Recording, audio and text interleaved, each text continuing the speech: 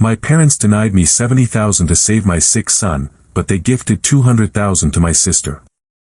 I sold my house in tears while they celebrated. Now that they've lost everything in fake investments, they're begging me for help. I just handed them a brochure for the same shelter where I spent the night when I sold my house. It's acute leukemia. We need $70,000 for an experimental surgery, or he won't make it past 2 months. The doctor's words cut through me like ground glass in my throat. I ran to my parents' house. Please, I need you to lend me the money. It's my son. Son, the economic situation is very difficult. We can't divert funds to lost causes. My father didn't even look up from his newspaper. A week later, at a family dinner, my sister raised her glass. Let's toast. My parents gave me $200,000 for my real estate project, for investments that are actually worthwhile, not like others who just beg for handouts. My world collapsed. My parents clinked their glasses and applauded proudly. And my son? I exploded. Your son isn't an investment, he's an expense. My sister smiled venomously. Learn the difference. My father leaned towards me. If you were a man, you would have sold your house by now. I know someone who will pay you in cash without much paperwork. Desperation blinded me. I signed the sale for $87,000 when it was worth $150,000. That night, with a backpack and my soul in pieces, I paid $10 for a bed at a shelter. I slept there to save every penny. With $87,000 in my pocket and the smell of the shelter's disinfectant clinging to my clothes, only one thing was clear to me. Someday, they would pay for every tear. 3 days after my son's surgery, when I could barely celebrate that he had survived, my sister sent me a photo. It was her, posing in my kitchen with a glass of wine and the text, giving this place a touch of class. Thanks for the upgrade, little brother. My brain refused to process it. What the hell? Impossible. But then I understood. Something broke inside me. Not my spirit, my naivety. I sat down in front of the hospital computer and started searching for the name of the buying company on the sales papers, Global Patrimonial Group AOC. It sounded generic, too perfect. Public records don't lie. The LLC had been created 2 weeks before my father advised me to sell. The registered agent, my sister. It had all been an organized family scam. They had mocked my desperation. My blood ran cold. My mind finally cleared. I understood everything. Dad, can I ask you something? I called him that same night. Of course, son. How did you know your contact would pay me so quickly for the house? Oh, son, he's very efficient and always has good capital available. Why do you ask? No reason, just curious. Thanks to that, I saved my son. I hung up. I had my answer. I went to see a lawyer with the documents. The sale is legally airtight, he told me after reviewing them. You signed of your own free will. There's no technical fraud here. And if I prove there was family collusion, it would be difficult to prove and very expensive. I'm sorry. I left that office a changed man. The law wasn't going to help me. I would have to do it myself. My son and I moved into a 1-bedroom apartment. He slept on the sofa bed, I on the floor. Every night, after putting him to bed, I opened my laptop and investigated. Mortgage records, public credit histories, city documents. I became an expert at finding information. I even signed up for free online courses. And then I found it, pure gold. My parents' house had a second mortgage with a small private credit firm, Capital Rapido Solutions, for $280,000, borrowed just a year ago at 15% annually. They were already 3 payments behind in the last 6 months. Meanwhile, my sister continued her act as a real estate influencer on Instagram. She posted pictures of her property with captions like, "The secret is identifying opportunities others don't see." #entrepreneurial mindset, #smart investments. Each post was a stab in the back, but also fuel. One Thursday, among unpaid bills and junk mail, a simple letter appeared with the return address of a law firm I didn't recognize. I was so overwhelmed I almost threw it away, but I opened it. It was from my late father-in-law's lawyer, who had passed away 3 months ago. He had left an inheritance. $37,000. The attached sheet included a personal note he had written before he died. I know things can be difficult without my daughter. Use this to secure my grandson's future. It's the last gift from a grandfather who adores him. My eyes welled up.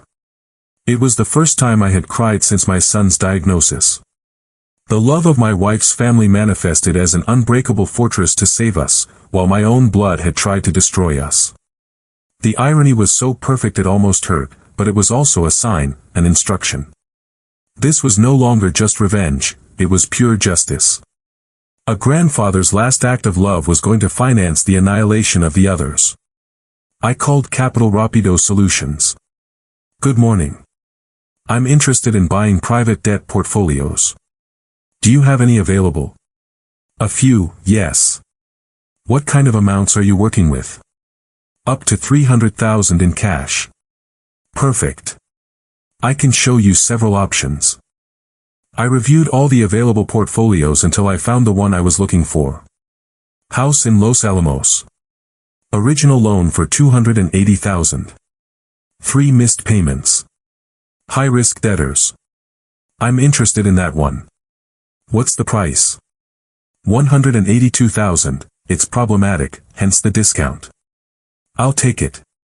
A week later, I was the new creditor for my parents' mortgage. They had no idea. To them, Capital Rapido Solutions was still their lender, but now I controlled their financial destiny.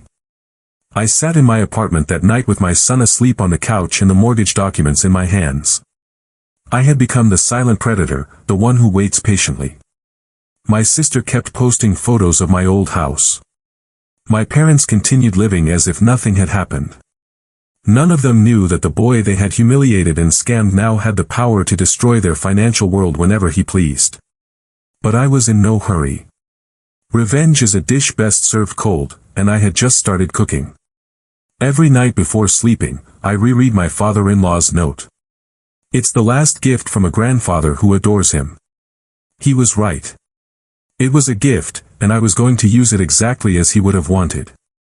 2 months after buying the mortgage, I started noticing something strange on my sister's social media. Her posts about smart investments had changed. She was no longer just showing photos of my old house. Now she was talking about a revolutionary AI trading fund that promised returns of 30% per month. My parents trusted my business vision, and now we're all making money while we sleep. Artificial intelligence never rests. Her usual hashtags followed, #FinancialFuture and #SmartInvestments. In the comments, I recognized names of cousins, uncles, even my parents' neighbors. How can I join? Do I need a lot of initial capital? I want to invest too. My sister had turned my old house into her sales stage. She organized investment meetings in my former living room, where she convinced relatives to put their money into the same fund where she had poured the initial $200,000 and everything they had taken out by mortgaging my parents' house. The red flag was obvious to anyone with half a brain, but greed is stronger than logic. Then, on a Tuesday morning, it all blew up. Breaking: founder of Ponzi scheme that stole $400 million from investors arrested. The headline on the morning news made me spit out my coffee. The photo of the arrested man was the same face I had seen in my sister's posts, Jonathan Black, CEO of Future Trading. His revolutionary fund was a classic Ponzi scheme. The money had completely vanished. My phone started ringing immediately. It was my Aunt Carmen. Did you see the news? Your sister convinced half the neighborhood to invest in that crap. My husband put his retirement savings in. $40,000. I hung up and opened Facebook. The massacre had begun. Maria lied to us. She told us it was a safe investment. That scammer used her own family. How could we be so naive? She knew it was a fraud. My sister tried to do damage control with a desperate post. I lost money too.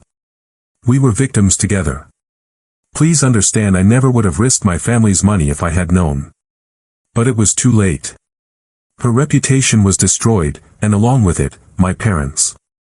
3 days later, the first official letter arrived. The monthly payment on the second mortgage had not been made. $4,200 that simply no longer existed. My lawyer sent the standard reminder letter. Nothing personal, just protocol. My father called me that same night. "Son, I think we have a little problem with some payments." "What kind of problem?" "Well, you know, with this whole investment thing, our cash flow got a bit complicated." I waited for an apology, for him to acknowledge the abysmal irony, a minimal sign of humanity.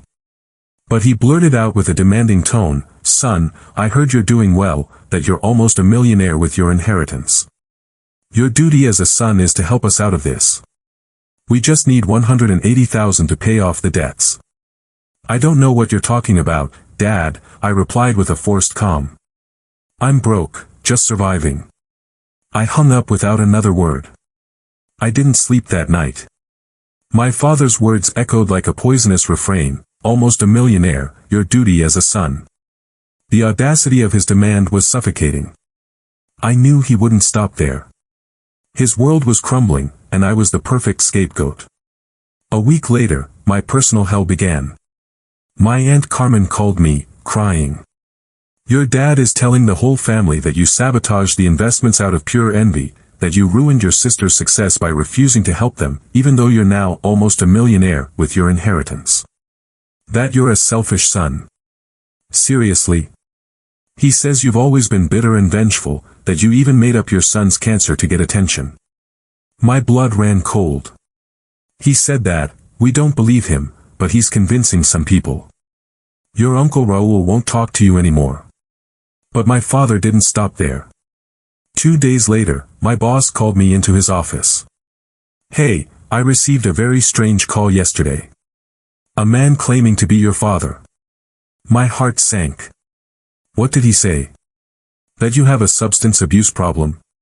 That you've been stealing money from the company to support your habit, that I'm irresponsible for keeping an addict on my staff."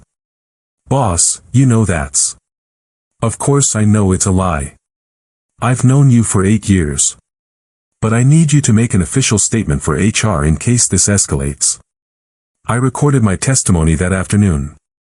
I detailed every event, from my son's diagnosis to the family scam. Human Resources filed my statement and assured me my job was safe. More ammunition for my arsenal. The second payment didn't arrive. My lawyer sent the official notice of intent to foreclose on the mortgage.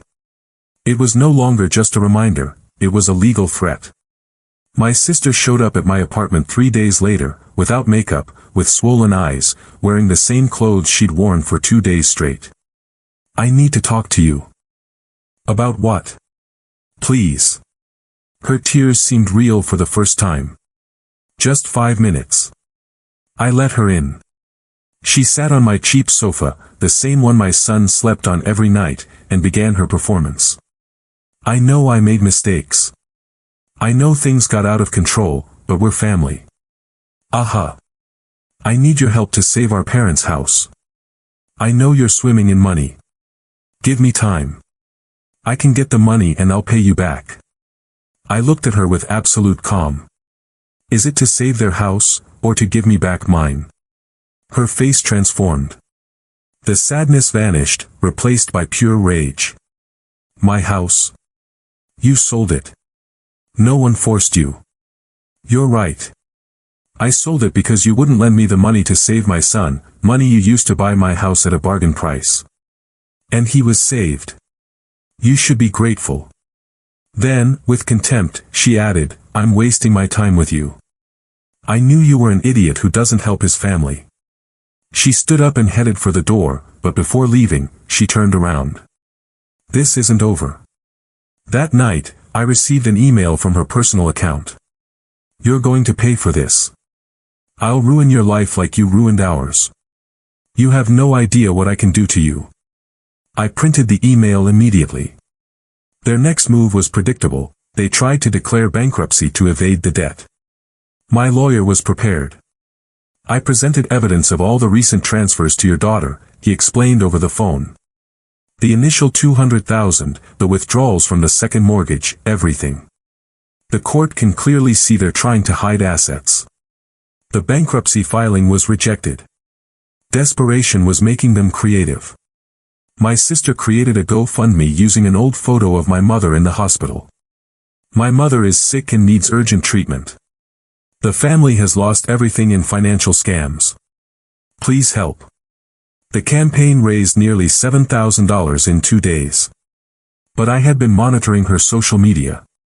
I had recent screenshots of my parents on a cruise to the Bahamas, paid for with borrowed money just before the financial collapse.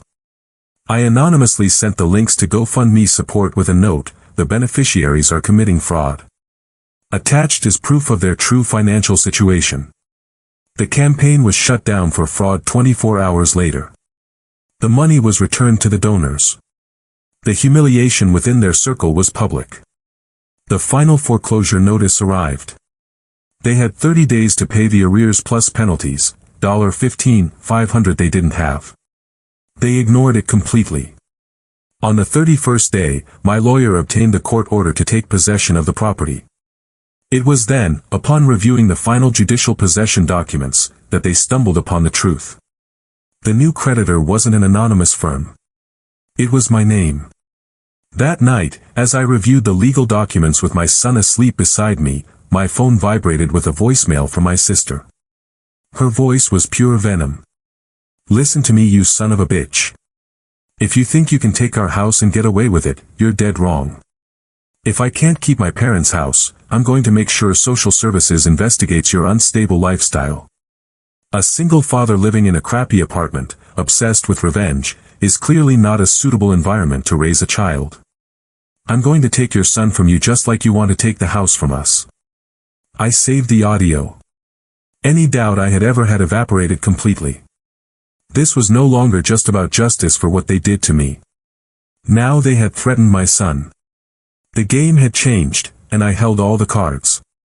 I scheduled the eviction for when they returned from Cancun. My sister couldn't help but post every detail on her stories. I hired the same moving company I used when they threw me out of my house. At 3:47 p.m., the taxi from the airport arrived. I watched them get out, my parents tanned and relaxed, my sister carrying duty-free bags. They were laughing about something. They froze like statues when they saw their lives piled up on the lawn. What the fuck? My father ran towards the front door as if it were on fire. He tore off the foreclosure notice that had been nailed to the wood. His hands trembled as he read my name. It can't be.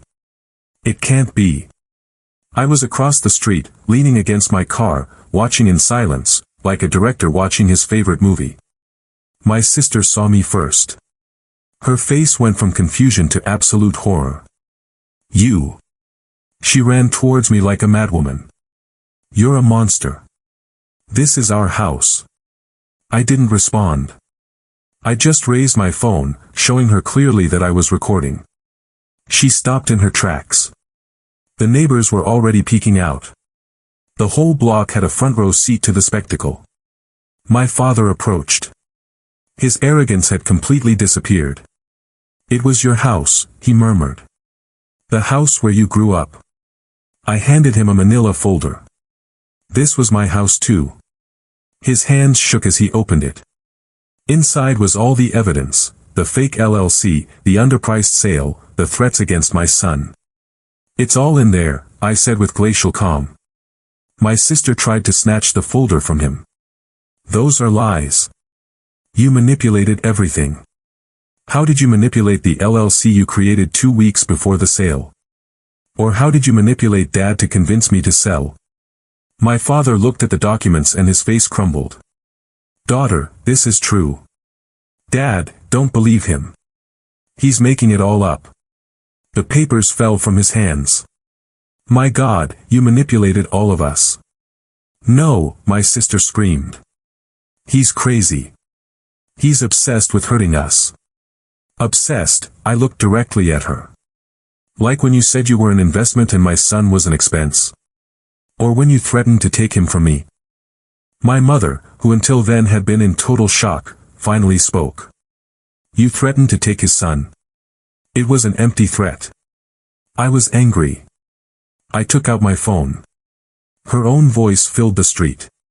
I'm going to take your son from you just like you want to take the house from us. The silence was deafening. My mother looked at her in horror. How could you say that? He's your nephew. I was desperate, Mom. He's taking everything from us. I didn't interrupt her. I didn't take anything from you. You took my house from me when my son was dying. You denied me a loan when you had the money.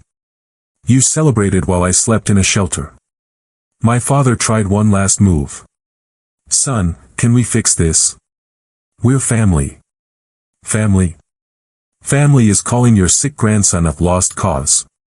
Family is making up that I'm an addict so I get fired from my job. He turned pale. How do you know? My boss told me everything. It's recorded with HR. I showed him my phone again. I have proof of everything you've done to destroy me since you lost the money.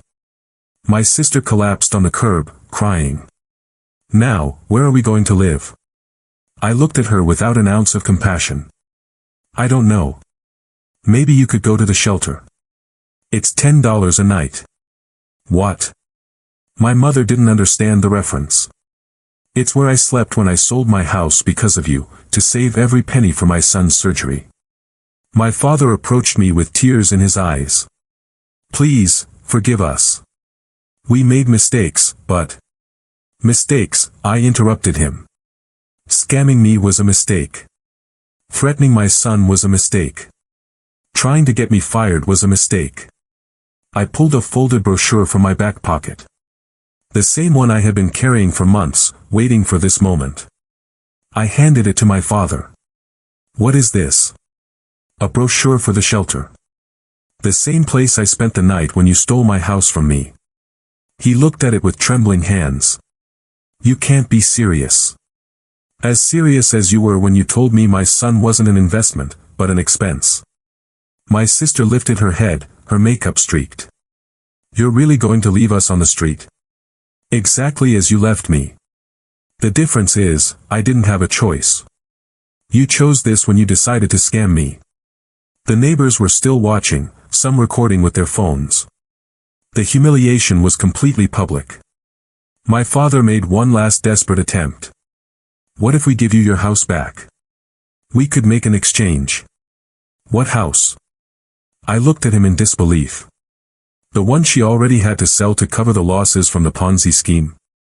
You have nothing left to give back. My sister turned pale. How do you know that? I know everything. I know you sold it 2 months ago when you ran out of money. I know you lost everything anyway. I looked her straight in the eye.